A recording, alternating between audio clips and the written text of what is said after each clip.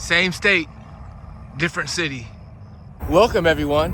Thanks for being here. For today's great adventure, we find ourselves in Frisco, Texas for the National Videogame Museum. And you might be wondering, why am I standing on the railroad tracks if we're going to a museum for video games? Well, this is the end of the tracks. I thought it'd be a pretty cool opening shot. So I'm asking you, come join me, please. Here it is, the end of the line. And the museum is located inside the Frisco Discovery Center behind me. We're heading on in and have a look at all the old video game consoles here. Some of them so old I can't even recognize. And admission is $12, and any video game you want to play is free. And they give some tokens at the end for the arcade games as well. This place looks pretty nice. It's loaded with all kinds of retro games, and you'll see.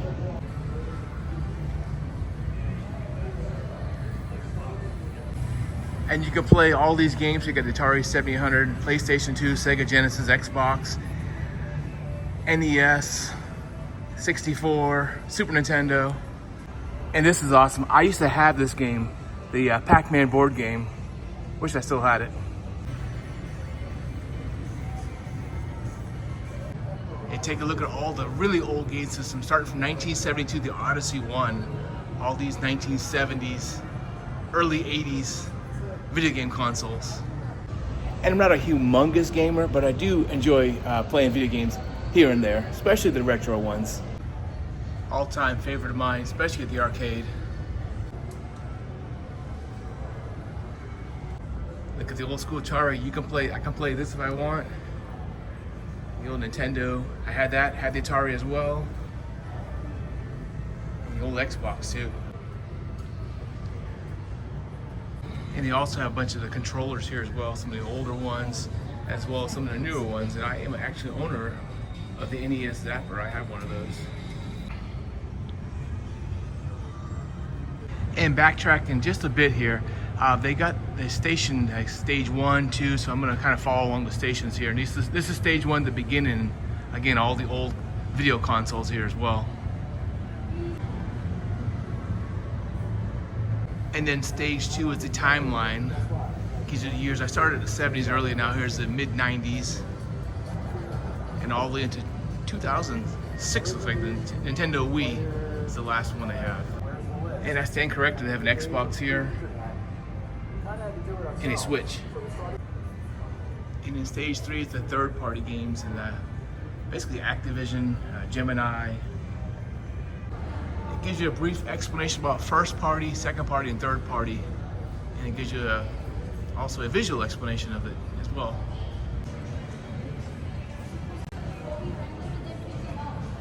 And I already covered the controllers. Let's go over to the stage 5, the portable games. And here's all your handheld devices. A couple of them I remember, the old quarterback right there, it's by Calico. I used to always want to play these little portable arcade, the Pac-Man, Miss Pac-Man, Frogger, Galaxian. And then you have your newer ones here, the Game Boys, and so on and so forth. This is definitely a gamer's heaven in here. And they are playable, the games. Turn them on and play them. Just turn it off when you're done. And then moving along, stage 6 is the Crash. The Crash and the rise of home computers. I think I have everything covered here. And here they display stage 7 is the rise of the video games here, of the home computer video games. As you see, there's quite a bit of them. Dark wizard who has enchanted it with treacherous monsters and obstacles. And I almost honestly feel guilty that my kids aren't here, because they would really enjoy this place. Well, almost feel guilty. My first game console, the Atari 2600 here. And I had that Pac-Man game and the ET game. And if you're in the market for some Atari games, well, you're in luck. Got a clearance bin right here.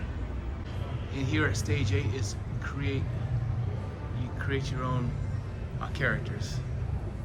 Also, they have a whole section dedicated to Pokemon from the timeline of the mid-90s all the way to 2022.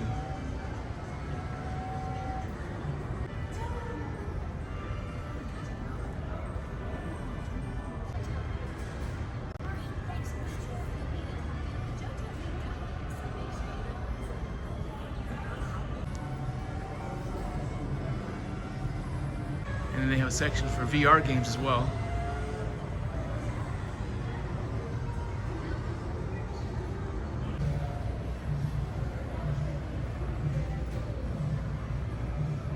And this stage is the Unplugged games. I already talked about earlier having Pac-Man. I didn't have any other board games, but I wouldn't mind.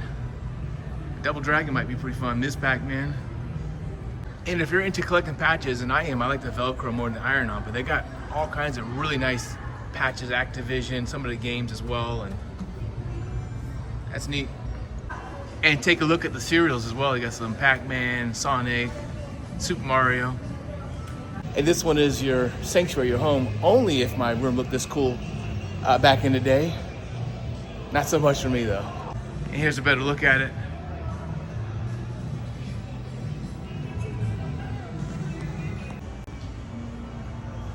And here's the family room of the house. They have the game console out there, the TV, and an old rotary phone. This is nice. And it's fairly good sized place. Just walking through quickly, it took about 25 minutes. I haven't even played any games yet, so you can probably spend a couple hours here for sure. And for $12, I think it's worth it. In fact, I know it's worth it.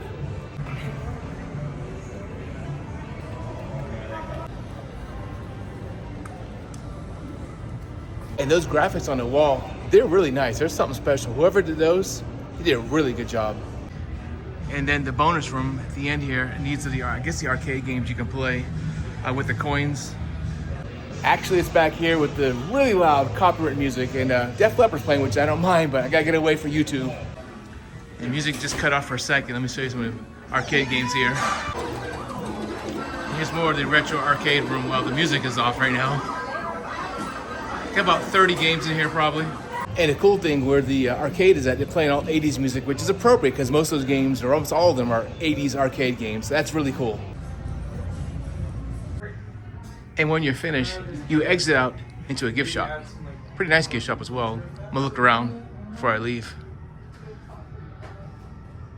And we have come full circle back to the train tracks. That was not on my radar, and I gotta say, that was a lot better than I expected it to be. I also picked up a few things. National Videogame Museum. Wow. Please like and subscribe. Take care. Until next time. Bye from Frisco, Texas. Hey, thanks for watching this video. I hope you enjoyed it. If you did, please consider becoming a channel member. If you already are one, thanks for the support. Let's grow this together.